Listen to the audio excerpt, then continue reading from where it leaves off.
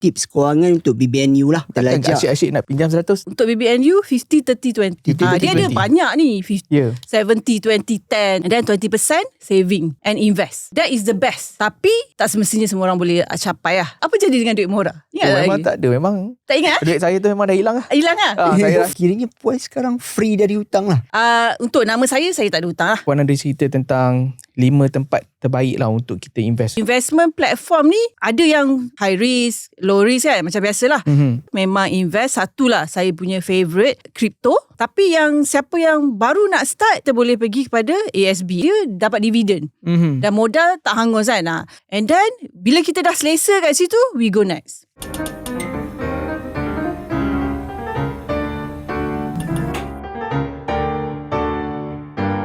Assalamualaikum dan salam sejahtera. So, kembali lagi kita dalam satu kempen Cakna Duit. So, macam yang korang tahu, first episode kita dah live. Tapi untuk first episode tu, terima kasih juga korang yang tonton. Kita orang ambil komen-komen yang baik dan komen-komen yang orang kata minta kita apa? Lebih tahu tentang topik tu sebelum perbaiki sikit. Kita sampai ambil benda-benda kita boleh tu. nampak kita kekurangan Intan sekarang ni. Kalau dia So dia Intan kita nak kick out. Dia merajuk siap. Suruh dia belajar. Nanti minggu depan dia datang lagi. Gitu. Tak adalah. Itu cuma Intan tak ada. So kita je lah berdua kali ni untuk episod kali ni. Dan kita ada seorang coach. Tapi bukan coach bola sepak, tapi coach untuk something berkenaan budgeting lah. Betul. Kita perkenalkan. Hai, Assalamualaikum. Okay. So untuk korang yang belum tahu, kita ada Puan Nafisah Amran dekat sini. Kalau korang pernah tengok konten TikTok dia ataupun konten Instagram, Facebook, dia influencer tapi title influencer dia lain sikit. Dia lebih kepada finfluencer. Dia macam financial influencer. Aku pun baru tahu sebenarnya term tu sebenarnya. Oh ya. Okay, macam Puan sendiri on daily basis Puan akan berkongsi tentang budgeting lah kan, kalau dekat followers mereka macam mana? Betul. Saya banyak sharing pasal urus gaji. Urus duit. Urus duit. Bagus. Budgeting lah. Orang putih panggil budgeting. Tapi kalau saya sebut budgeting, orang ingat budget. Kan benda-benda. So jadi saya tukar sikit urus gaji. Urus gaji. Dia lebih kepada mesra masyarakat awam. Orang faham sikit lah. Okay, kita nak tanya sikit lah pandangan. Sebab kita tak beritahu lagi kita nak discuss apa hari ni. Kita nak discuss apa tentang hari ni. Okay. So sebab apa kita jemput Puan Nafisah hari ni adalah kita nak discuss kepada tips kewangan untuk BBNU lah. Berkenaan BBNU apa? Budak baru nak up. Tapi macam kita sendiri pun masuk term BBNU tu lah. Sebab walaupun kita macam setiap bulan tu ada je masa yang kita terlepas. Macam bulan ni macam nak buat perbelanja macam ni, tapi terlebih. Betul. Lepas tu bila ada kecemasan, tak ada duit. So macam nak buat macam mana kan? Takkan asyik-asyik nak pinjam 100. Takkan setiap bulan nak pinjam 100 kan? So kita kena ada kesedaran untuk kita ada satu pool of money untuk kita tap, macam ambil bila ada kesusahan tu. So sebab tu kita datangkan Puan Nafisah ni. Betul. Okay, Puan, saya ada satu soalan. Saya buat opening question lah. Okay. Simple je. Alright. Apa falsafah kewangan Puan? Dia macam tu. Dia macam dia sebab semalam lah saya buat study sikit kan. Okay. Study kali ni. Alhamdulillah bagus. Saya buat research sebab dia orang kata different financial, orang kata planner ni ataupun orang-orang yang pakar kewangan ni, dia ada falsafah dia sendiri. Macam mana dia urus duit dia. Kalau Puan sendiri macam mana? Okay. Wow, soalan pertama dia. Tak apa ya, ni mungkin kita simple bagi je. yang terus pada dulu. Okay. Tapi lepas ni soalan dia simple-simple je. Yang sharing. Mungkin saya boleh jawab falsafah saya ialah spend duit pada things that matter. Maksudnya selama ni dia berkisar dengan kehidupan lama lah. So selama ni kita spend duit, tapi sebenarnya kita tak tahu itu untuk kita ke untuk orang lain. Jadi bila saya dah menguruskan kewangan kan, dah start betul-betul urus kewangan, saya figure out yang saya nak spend duit pada benda yang saya nak je. Pada benda yang matter to me. Jadi kita nak eliminate, panjang lah falsafah ni. Kita kurangkan lain-lain yang macam benda yang mungkin sebenarnya kita rasa sebenarnya kita tak perlu. Bila kita figure out kita tak perlu benda tu. So kita nak spend duit pada things matter sebab benda tu yang sebenarnya akan tinggal, akan berkesan kat kita, kat kehidupan kita. So saya sebenarnya nak tanya pasal macam falsafah. Puan kata macam things that matter kan. So macam untuk bagi macam kita tap sikit lah yang perbincangan sebelum ni tentang kad kredit kan. Okay. Macam puan sendiri nampak kad kredit tu sebagai apa? Sebagai apa kan kad macam kredit? kira macam kita benda tu keperluan ke keperluan ke kehendak ke atau perlu ada sebagai backup? Okay. So saya ni started, kenapa saya boleh tiba-tiba urus gaji and then boleh keluar jadi finfluencer, cerita dekat pasal kewangan, urus gaji, budgeting. Sebab saya terjebak dengan masalah credit card. So saya dan saya ni Miss Household lah, saya dan husband. So kita ada masalah kewangan credit card yang sangat banyak. So dia started dengan satu credit card Max, lepas tu apa lagi? Personal loan bagi kan. So kita kambus hutang, tutup hutang dengan hutang. So at one point saya fikir kenapa benda ni keep jadi jadi sebenarnya kita credit card tu punca lah. Punca yang menyebabkan saya figure out sebenarnya saya tak pandai urus gaji saya, sebab tu saya ada masalah credit card. So pada saya credit card ni dia double edge sword. Dia boleh bagus, dia boleh melukakan kita kalau kita tak pandai urus gaji kita. So bottom dia ialah kalau kita pandai urus gaji, credit card tu memang ngam. Memang boleh collect points, memang you boleh collect points sampai you boleh pergi overseas percuma kan, tiket kapal terbang, semua orang nak benda tu kan. Tapi kalau kita tak pandai urus gaji, dia punya prinsip adalah kita pandai urus gaji kita menggunakan credit card kita sebagai benefit to us. Tapi kalau kita tak pandai urus gaji dan kita guna credit card just because kita nak guna credit card, dia akan jadi kita akan merana lah. Okay, so macam sekarang walaupun pernah satu ketika sampai max credit card ni, Puan masih guna tak credit card? Yes. So saya stop guna credit card. One point tu, masa tu saya ingat sangat PKP. So kita ada banyak masa lah PKP kan. So sit down, evaluate apa masalah aku sebenarnya ni. Kenapa income okay? I mean at the point yang income okay kan, saya punya age kan. Tapi masalah kewangan. So macam kita duduk sit down, rupanya ini punca-punca dia. So apa yang kita orang decide ialah stop credit card. That was the perfect moment, PKP kan. Sepatutnya lah kita tak boleh keluar, tak boleh belanja, tak boleh pergi overseas semua kan. So stop credit card. Saya rasa saya stop credit card dalam 2 ke 3 tahun macam tu. Until saya dah betul-betul baiki basic kewangan saya, basic urus gaji, baru saya start guna balik credit card. Dan recently saya swipe untuk points pergi jalan overseas. Kira bagus ni, perkongsian yang bagus. Sebab kita macam yang masa episod pertama tu nampak yang indah-indah je. Betul. Sekarang ni kita dengar pula pandangan orang lain. Saya tengok yang episod pertama tu. Dan to be honest lah, saya rasa kita kena tahu juga dark side of credit card. Sebab orang yang terkena ni, dia akan lalui dan benda tu perit. Ada orang boleh keluar, ada orang tak boleh keluar. Sebab macam tak semua orang ada macam kekuatan cash flow, disiplin tu, disiplin untuk jaga bayar setiap bulan. Betul. Termis juga nak bayar. So saya risau kalau orang dia dengar yang indah-indah dan dia nak credit card points, nak pergi travel overseas free semua, tapi terlupa part yang sebenarnya you nak guna credit card, you kena urus gaji dulu. You kena ada disiplin, you kena ada a good mindset, then boleh credit card, no issue to me. Okay, terus. Ada banyak soalan. Okay, kira macam kita urus gaji macam yang Puan kata.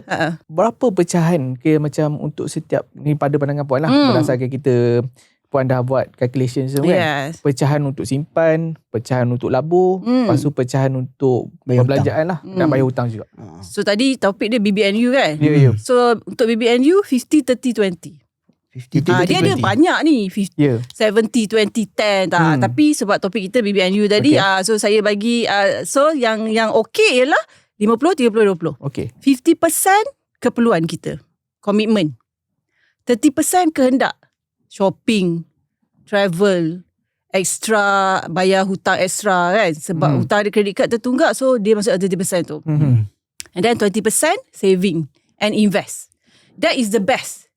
Tapi tak semestinya semua orang boleh capai lah. Of course lah, kita ada benchmark kan. Kita ada benchmark, kita nak capai benda ni. Kita urus gaji supaya kita boleh capai. At least kan sebenarnya kita tak tengok 50-30 tu pening.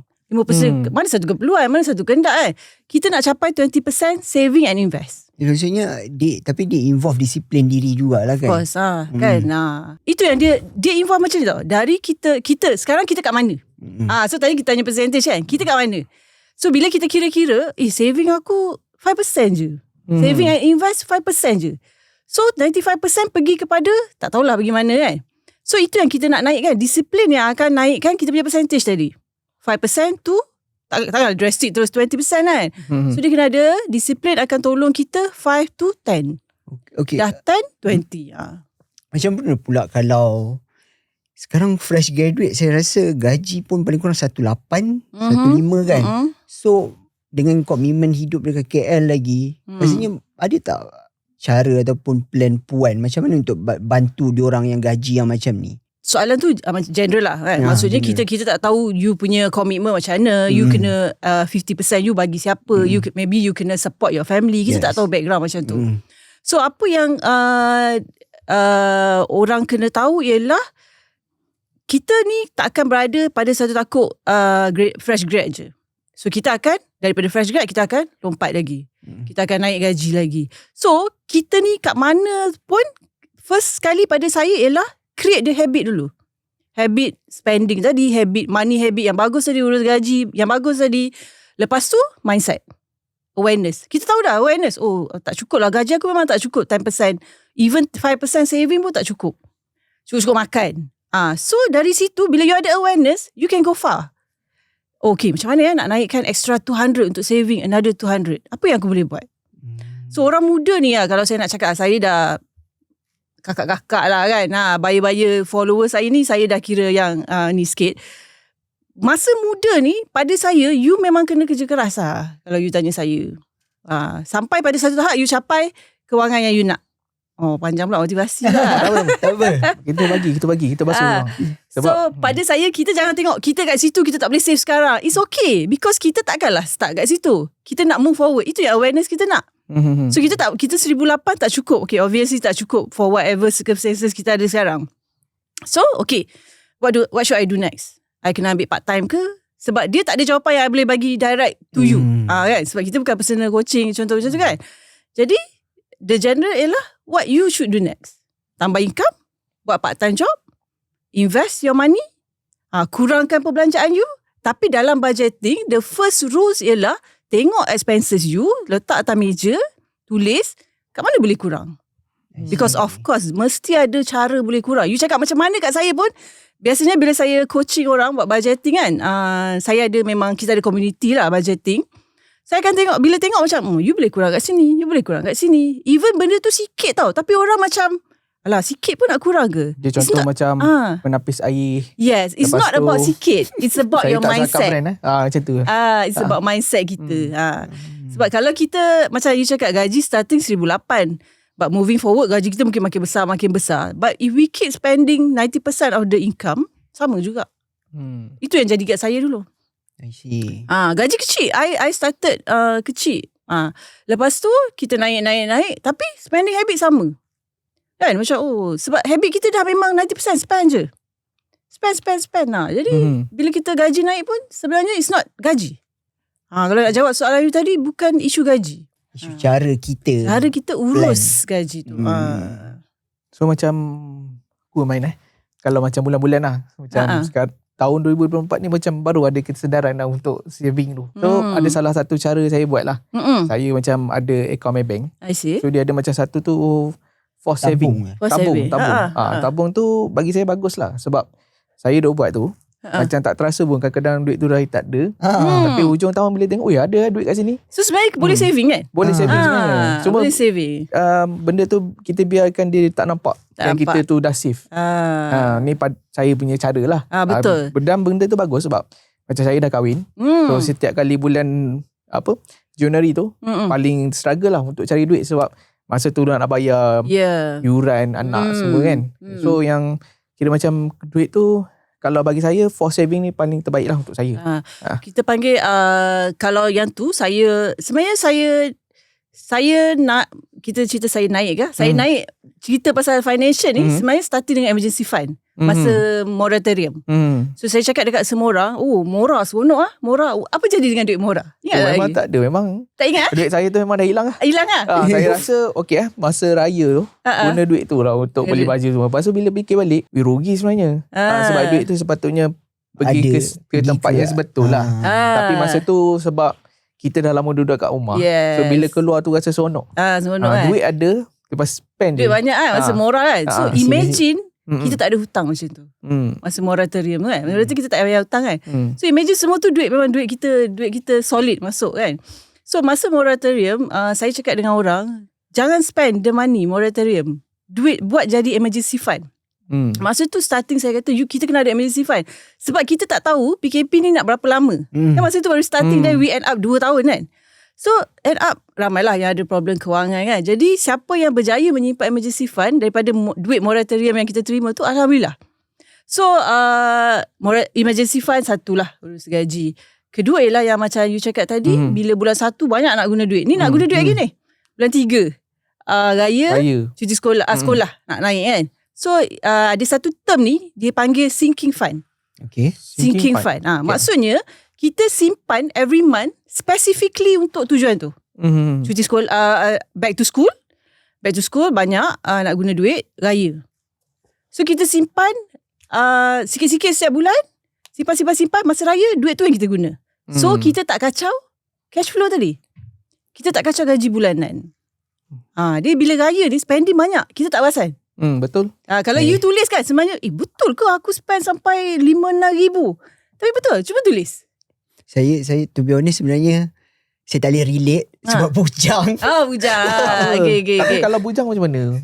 Raya. Waktu raya tapi kau akan beli juga baju kan? Waktu moratorium tu, duit tu saya invest, half saya pakai untuk motor dan half lagi saya labur dekat. Bukan labur, saya simpan kat tabung haji sebenarnya. Nampak. Okey dah. Tapi waktu tu sebenarnya risau juga nak keluar tu waktu tu sebab takut terpakai kepada benda lain kan. That's good lah. Maksudnya bila kita tanya kan, duit murah dulu pergi mana? Ada orang tak boleh jawab because duit tu habis lah. Tapi ada orang tabung haji, invest, a good start. Dia jadi a good start. Kan? So untuk saya lah masa moratorium tu, just nak cerita je lah. Saya berjaya hapuskan hutang. Hutang kredit kan masa tu dah settle lah. Yang banyak tu kan dah settle dah. Kereta, pay off all the cars. So dia jadi macam head start untuk sekarang. So kereta dah tak payah bayar. So seronok lah. Boleh so enjoy. itu yes. Kira macam duit lebihan tu yang daripada supposedly bayar kereta tu, puan guna untuk invest ke macam mana? Saya guna untuk invest lah sekarang. So sebab bila kita banyak-banyak hutang sebelum ni, obviously kita tak ada investment lah, tak ada saving yang banyak. Obviously lah. Sebab saya cerita pasal saya punya journey urus hutang semua tu kan, semua saya cerita online. So obviously masa tu saya tak ada saving lah, tak ada investment. So apa yang sepatutnya saya buat sekarang ialah saya kena lagi heavily invest lah.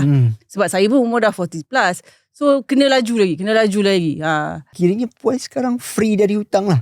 Untuk nama saya tak ada hutang lah. Bawa nama saya. My husband, kita still ada hutang rumah lah. Rumah pada saya, kita tak perlu urgent sangat nak habiskan cepat sebab a huge amount.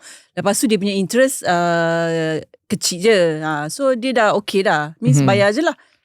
Tapi kalau bagi pandangan puan kan, untuk macam beli rumah pada waktu sekarang ni, okay tak? The best time tak?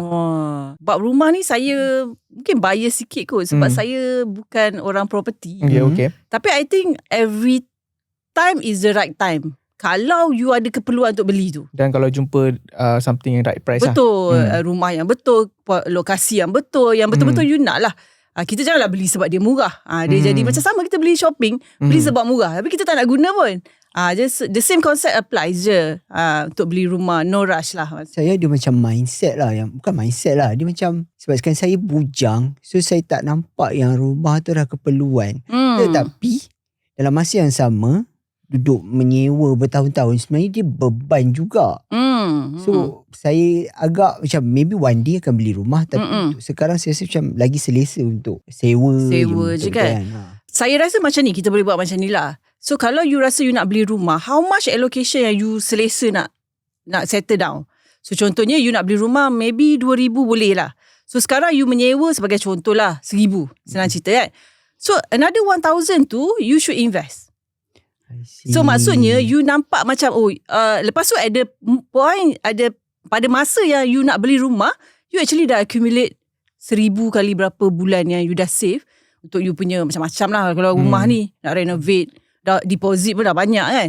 So you dah sebenarnya you dah start komitmen rumah tu dari sekarang. How much yang you afford nak bayar tu. As if you dah beli rumah tapi you invest the money. So bila you beli rumah actually you tak rasa 2,000. You dah biasa dah keluar 2,000. Tapi beza dia ialah 1,000 pergi invest lah. Tapi 1,000 invest tu akan accumulate enough untuk you ready beli rumah. Okay. Saya ada terbaca kat Puan punya website lah. Nafisahamaran.com. Cantik lah. Kira macam kalau semua orang ada social media je. Tapi Puan Nafisah ada, saya ada blog. URL sendiri. Saya memang generasi blog. Generasi blog. Blog. Kira masa Puan beli tu mahal ke murah nama tu? .com tu? Domain tu. 100 je kot. 100? Minimum. Seronok sebab kadang-kadang bila kalau kita dah famous kemudian hari kan, orang jual lah blog apa, nama tu mahal kan. Kalau orang mungkin beli. Okay, saya nak tanya, macam saya baca tu, Puan ada cerita tentang 5 tempat terbaik lah untuk kita invest untuk 2024 tu. So mungkin Puan boleh huraikan sikit lah, macam saya share dekat yang BBNU ni. Dia 5 tempat terbaik nak invest ni, sebenarnya dia bergantung pada risiko kita lah. Kita ni dari tak tahu nak invest, saving pun tak ada, tiba-tiba nak terus invest high risk punya tempat. Usually tak logik lah kan, tak logik dia akal. So kita kena start yang kita rasa macam okay, yang ni boleh terima. Tapi investment platform ni ada yang high risk, low risk kan, macam biasalah. Tapi yang siapa yang baru nak start, macam biasa kita boleh pergi kepada ASB. ASB ni nak kata invest ke saving ke, dia tengah-tengah sebab dia dapat dividen. Dan modal tak hangus kan. So siapa yang belum ada ASB, wajib adalah ASB tabung haji kan. And then bila kita dah selesa kat situ, we go next. So next mana? Next yang risk dia tinggi, medium risk, tapi dia ada risk. Macam ASB tabung haji tak ada risk. So kita boleh go to yang mana kita nak. Banyak sebenarnya option sekarang, terlalu banyak, and everything is online. Tekan.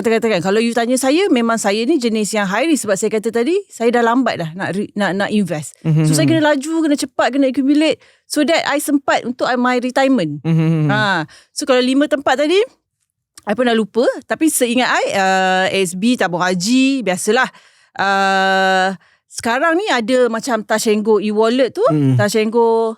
Dia ada pelanggan tu. Tapi sebenarnya itu return semua sikit. Betul. So kalau kita ada ilmu, we can go next level. Yang long term. Yang tadi tu kita cakap short term. So kita nak pergi yang medium ke long term punya investment. Dia bagi banyak sikit return, tapi sebab kita long term, medium term, kita boleh ambil risk rugi tu sikit. So kalau macam long term ni, Puan invest ke mana yang macam setakat ni lah? Saya lah. Ya. Okay, saya memang invest satu lah. Saya punya favourite. Rasa follower saya ramai lah tahu saya punya favourite memang crypto. Dan juga lagi satu lah, saya rasa crypto ni orang nak masuk terus memang sangat high risk lah. High risk, high return. Tapi kena masuk dengan ilmu lah. Okay.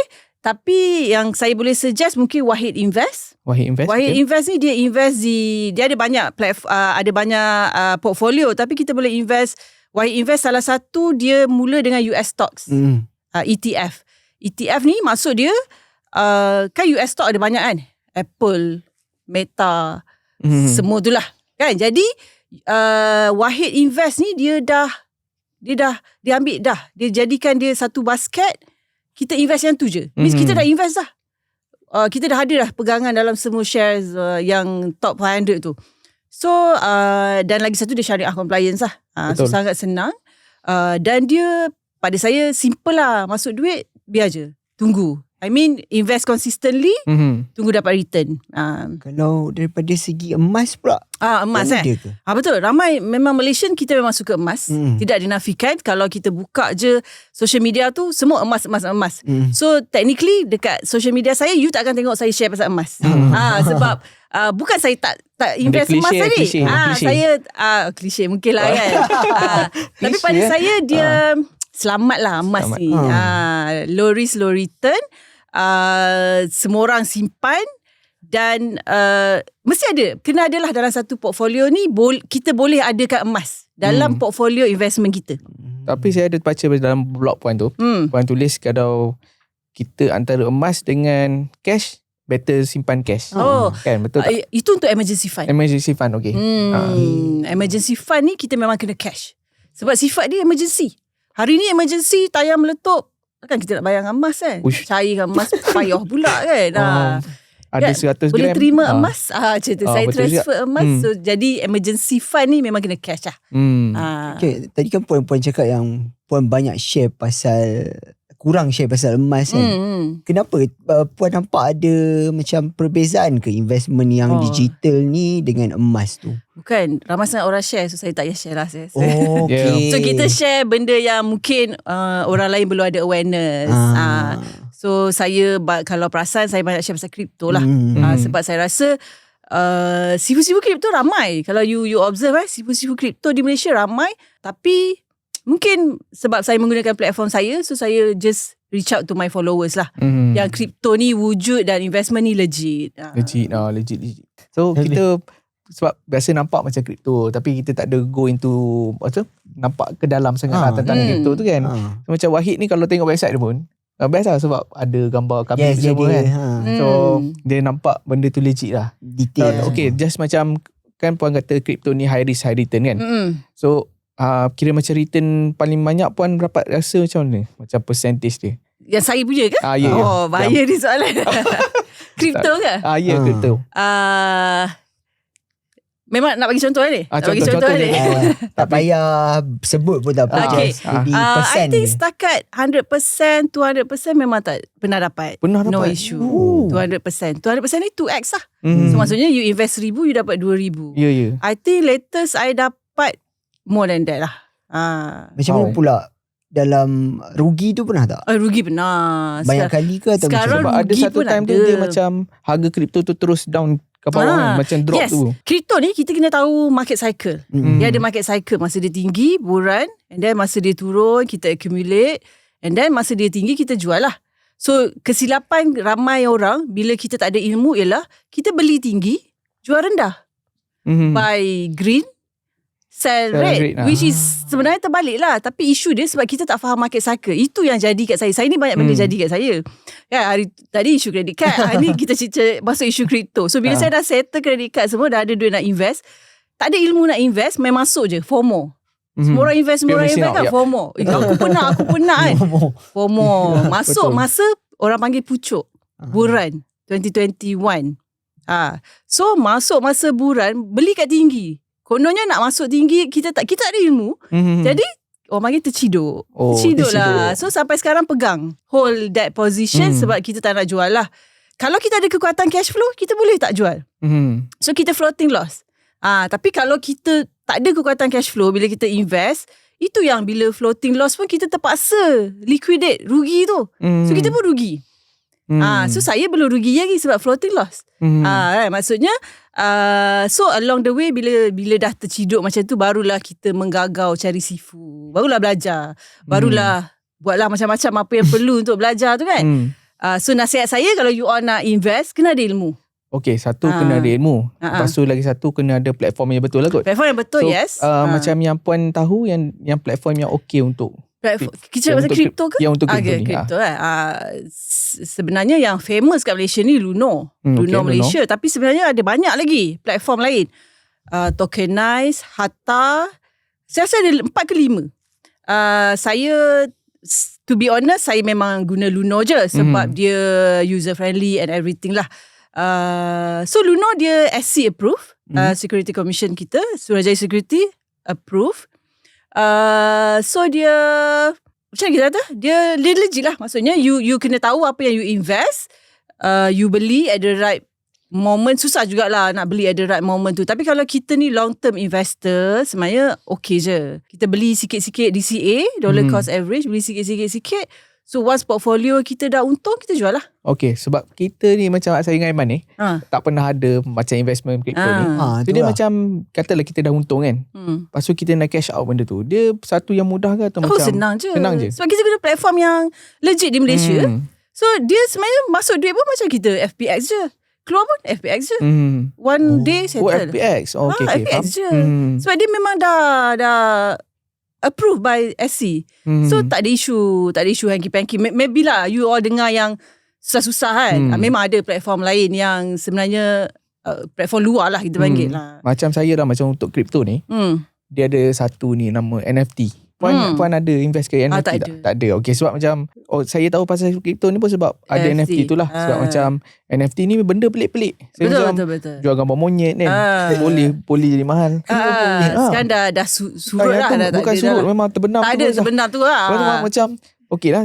Dulu saya macam rasa FOMO lah. Benda tu macam member beli kan. Aku beli gambar ni kan. Dia beli ya? Dia orang beli. Sebab benda tu dia orang macam dia jual apa, macam gambar ni ni aset juga. Digital asset lah. Aku tak nampak benda tu sebagai aset lah. Benda tu kalau kita guna pun kan, katalah kita guna gambar yang Logan Paul pakai kan, kita pakai je. Tapi benda tu Logan Paul yang beli. Sini ni influencer orang lah. So macam kiranya NFT kira macam kena ada ilmu lah. Kena ada untuk ilmu. Kripto ni kan. Even kita nak masuk kripto ni, cycle start balik nak buran. Okay, kalau you all dengar Bitcoin halving, it's April ni. 26 April tak silap saya Bitcoin halving. So apa jadi dengan Bitcoin halving? So kita kena ada ilmu lah. Apa jadi Bitcoin halving? Lepas halving, what happen?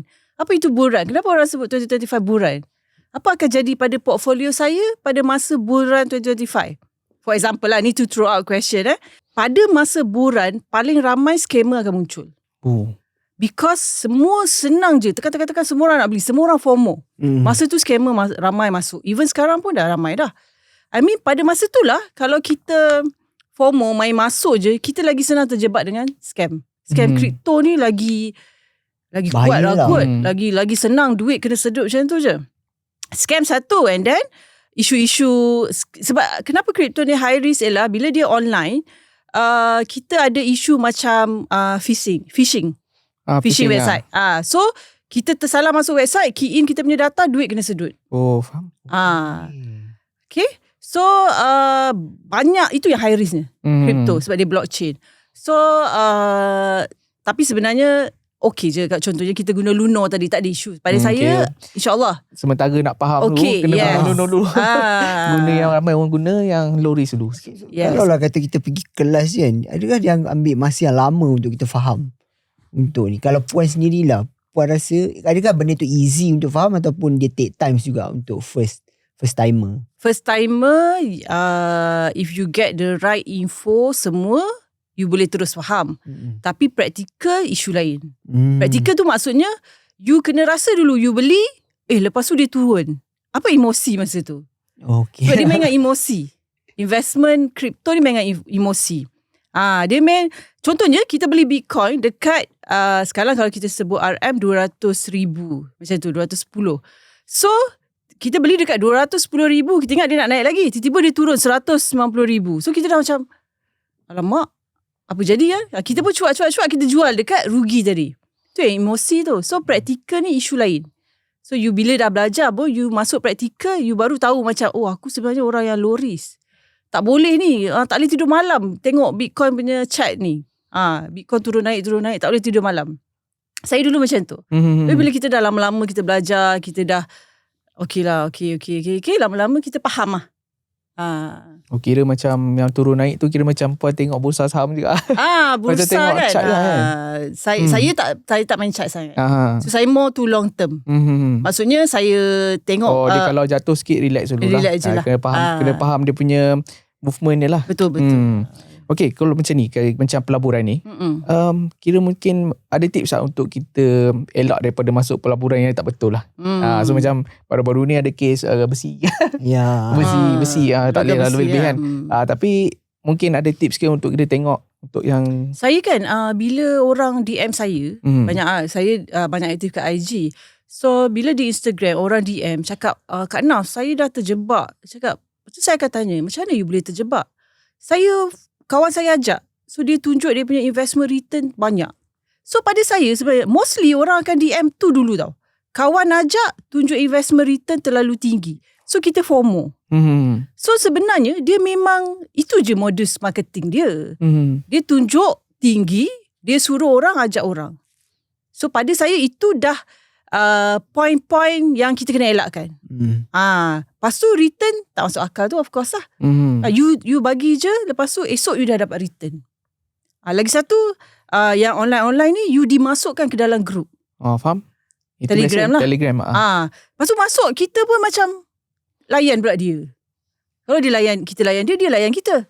Lama-lama apa yang dia nak, duit kita. So sebenarnya once kita masuk tu, terus je lah live. Sebab pelaburan tu kira macam return dia tu macam tak masuk akal lah. Sebab macam ASB bagi berapa persen je, 5-6%.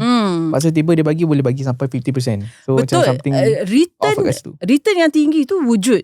For example, Bitcoin tahun ni pun dah 160%. I tak ingat lah data dia. Tapi dia ada masa. Dia bukanlah overnight ataupun sebulan. Magic sangat lah tu kan. Jadi kita kena faham lah investment ni apa. Investment ni bukan skip. Kita macam mana kata? Kita tak sup sangat lah nak cepat sangat duit tu.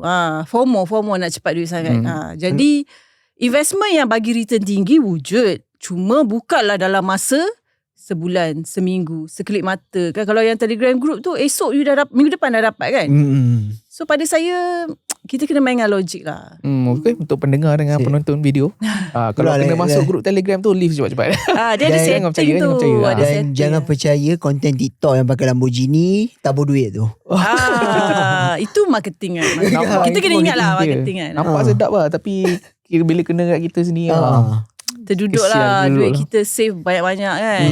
Okay Puan, macam dekat depan Puan ni ada buku lah. Yes. So this one boleh cerita sikit apa yang Puan. Okay, so saya started jadi influencer sebab saya share macam mana nak urus gaji. Sebab orang akan tanya soal, bila saya share journey saya debt free, orang tanya, Kak Naf, macam mana saya nak buat?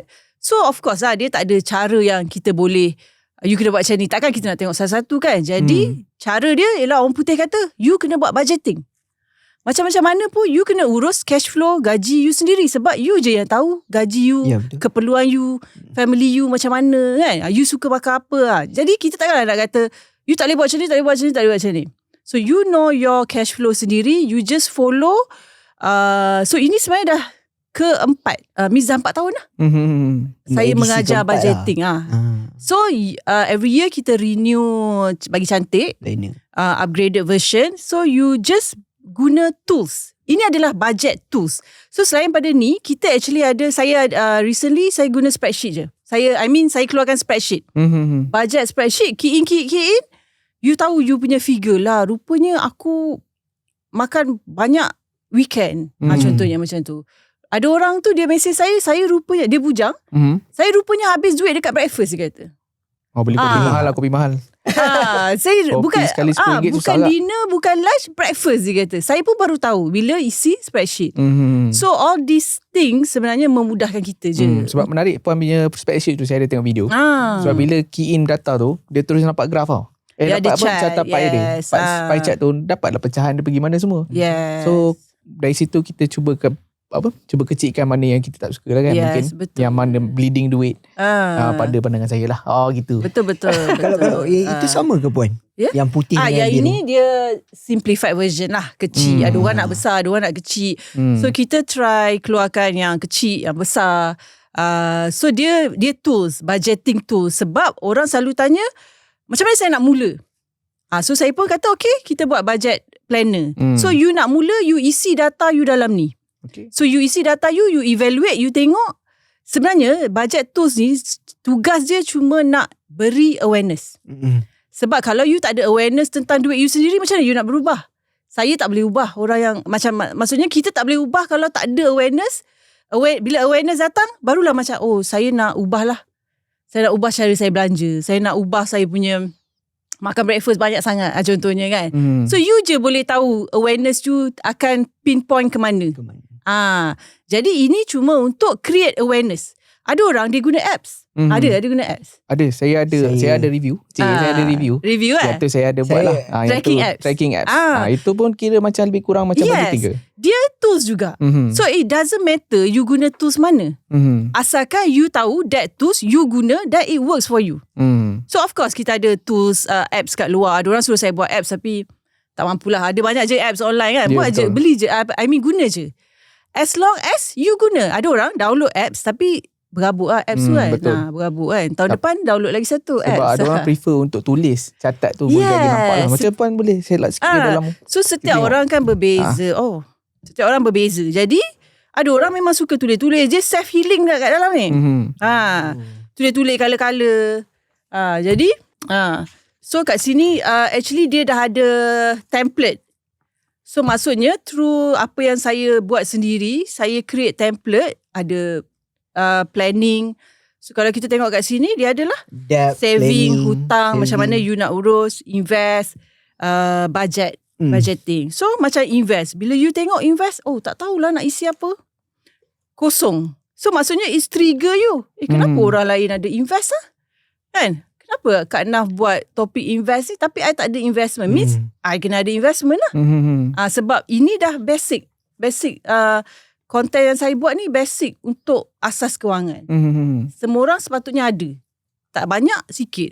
Ya, kalau diorang kalau katakan penonton nak dapatkan buku ni, boleh dapatkan di mana pun? NafisaAmran.com. Okay, check out senang, website. NafisaAmran.com. Dia macam tu lah.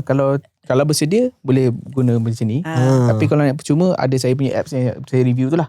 Yang tu saya memang setiap hari masukkan lah. So at the end of the month, saya tengok lah apa yang pelajaran saya pergi mana. Macam saya pun memang makan lah. Makan lah. Bila ada family ni susah sikit lah. Kadang-kadang anak-anak nak makan chicken rice shop lah apa lah kan. Kita kena bagilah kan. Tapi benda tu tak boleh hari-hari lah. Macam kalau hari-hari makan tempat macam tu, kita pun koyak. Kalau gaji RM5,000 tak cukup. Macam tu gitu kan. Kalau sometimes kalau Ajam ada masalah tu, yang macam maybe dia belanja somewhere, dia nampak lah belanjaan dia. Macam saya bujang kadang saya duduk belanja, saya sendiri tak nampak pergi mana. Tahu-tahu hujung-hujung bulan cakap tinggal ni je. Faham? Itu yang urus gaji tu. Rancang kewangan. Bila saya tanya, you contoh yang saya tanya kan, you ada urus gaji. You tahu tak duit you habis ke mana? So kalau jawapan you ialah tak tahulah, hujung bulan habis je. Maksudnya kita tak menguruskan to the maximum potential. So to the max. Saya dulu pernah pakai apps lah, saya lupa apps apa. Tapi problem saya adalah cuma saya confused macam yang ini aku kena masukkan ke? Adakah macam belanja beli air 20 sen je kan? Itu kena masukkan juga ke ataupun kalau boleh duit gitu? Investment. Tapi saya ada sistem yang lebih organize lah daripada 20% pun kena masuk tu. So lama-lama kita dah ada sistem. So tapi technically soalan you tadi memang kena masuk sebab kita nak tahu duit kita ke mana. Okay, kita nak tahu duit kita habis ke mana. Berapa persen tadi kita nak 50, 30, 20 kan? Macam mana kita nak generate the chart kalau kita tak masukkan semua? So the chart takkan ni lah. Okay, saya ada satu soalan. Ni soalan dari penonton lah. Saya ada penonton kita sekarang ni. Okay, katalah kita ada duit. Duit ni kita nak beli iPhone. Yes. Duit ni cash lah. Duit ni kita nak beli iPhone. iPhone latest. Is it iPhone paling latest lah. Is it better untuk kita installmentkan dia atau kita bayar cash untuk phone tu? Macam kalau katalah ada RM5,000 tu kan, kita bayar bulan-bulan dan sikit duit tu kita invest ke mana-mana. Pada pandangan puan lah. Mungkin ada mazhab kat sini je. Ada mazhab kat sini kan. So installment is better than bayar cash. Sebab bayar full lump cash, lump sum. Sebab rugilah duit lump sum tu. Tapi dekat sini ialah kalau kita bayar, kita ada duit tu, kita bayar lump sum, kita settle dah hutang tu. Tak berhutang. Tak payah fikir lah benda tu kan. Tak fikir dah kan. Kalau kita berhutang berapa tahun lah? Installment ni 2 tahun ni. Okay, kalau boleh. Depends lah. Bergantung. Max 2 lah. Ya, tapi kalau pakai credit card, dia ada cara dia pula. Ada lain pula. Bergantung dekat you pakai credit card apa. Sebab kelebihan kat credit card tu macam credit card you boleh bayar ikut installment lah. Macam saya pakai satu bank ni, dia boleh bagi 12 bulan je untuk kita habiskan. So maknanya katalah mungkin RM5,000 phone tu lah kan. Phone tu RM5,000 bagi 12 lah. Okay. So kalau kita, tapi kita ada RM5,000 tu kan? Okay. So apa kita buat dengan RM5,000 tu? Kalau kita nak bayar installment, apa kita buat dengan RM5,000 kita tu? Adakah RM5,000 tu sitting in the bank macam tu je? So pada saya, kalau RM5,000 tu kita tak tahu nak buat apa, kita bayar installment bulan-bulan guna cash flow. Tapi RM5,000 tu sitting in the bank, which tak bagi return, tak bagi apa-apa. Tak, even deflate because inflation. Jadi sebenarnya pada saya rugi lah. Not a good move. Not a good move. Tapi kalau RM5,000 tu kita tahu, tak apa, aku bayar installment, tapi RM5,000 ni will generate return dari segi investment sebab I invest this RM5,000. Perhaps a good move.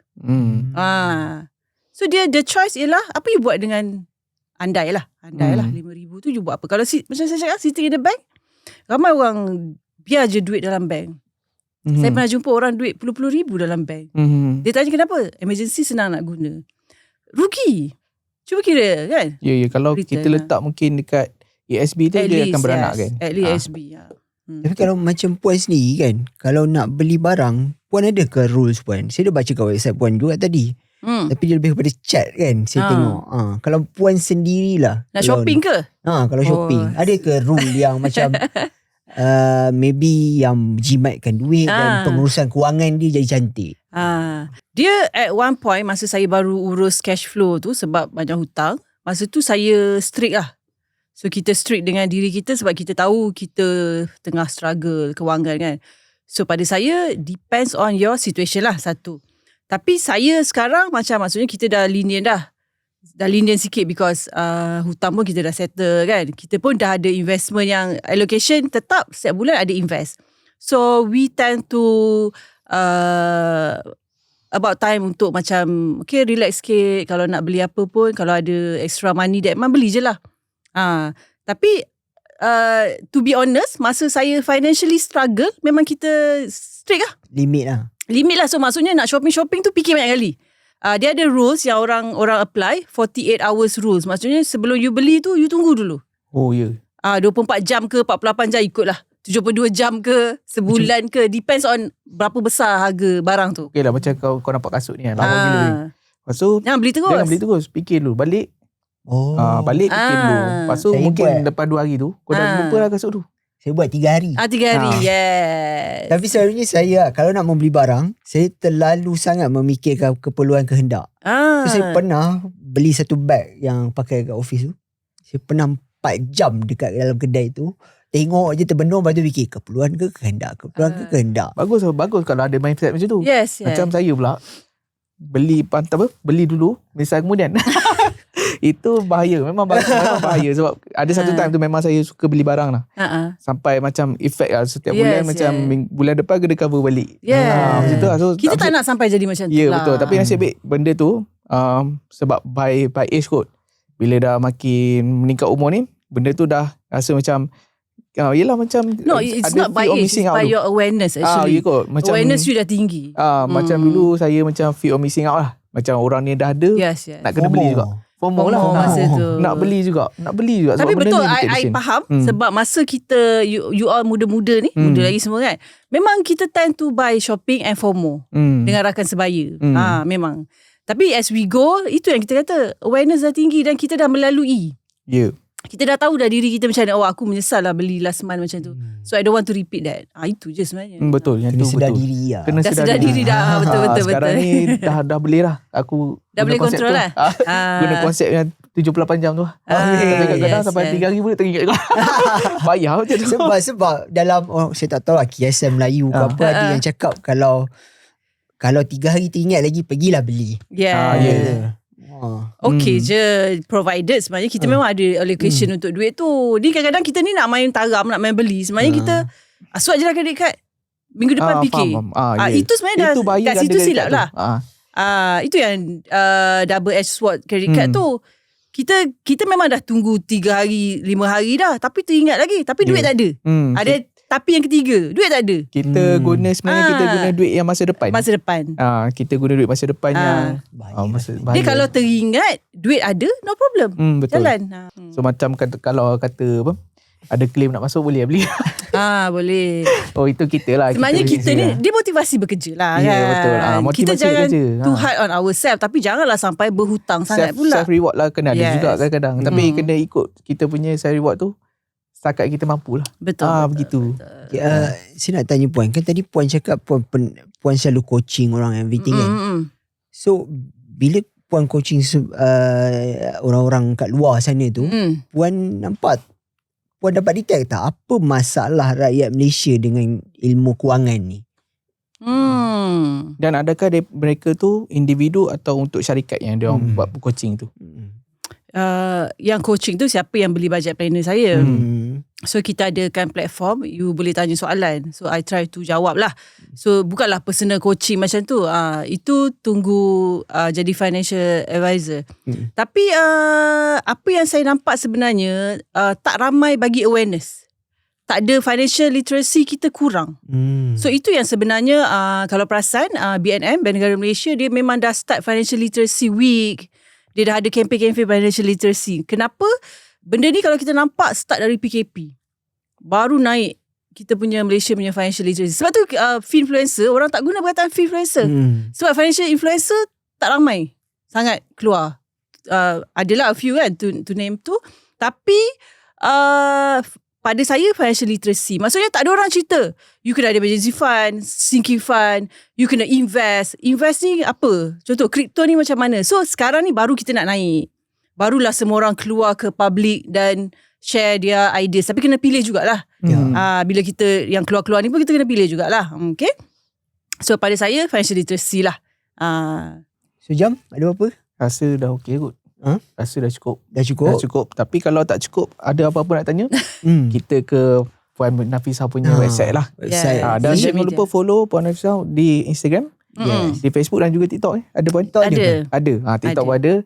Tapi pergi website lagi bagus lah. Sebab saya sebenarnya banyak yang info-info ni yang hari ni yang kita bincang ni, saya dapat dari website Puan Nafisah lah. So dari situ kita macam bila baca, dia macam kenapa aku tak buat dari dulu macam tu, rugi pula rasanya. Saya best baca website Puan tadi sebab saya rasa Puan banyak main macam mind mapping. So dia macam senang untuk orang luar sana baca.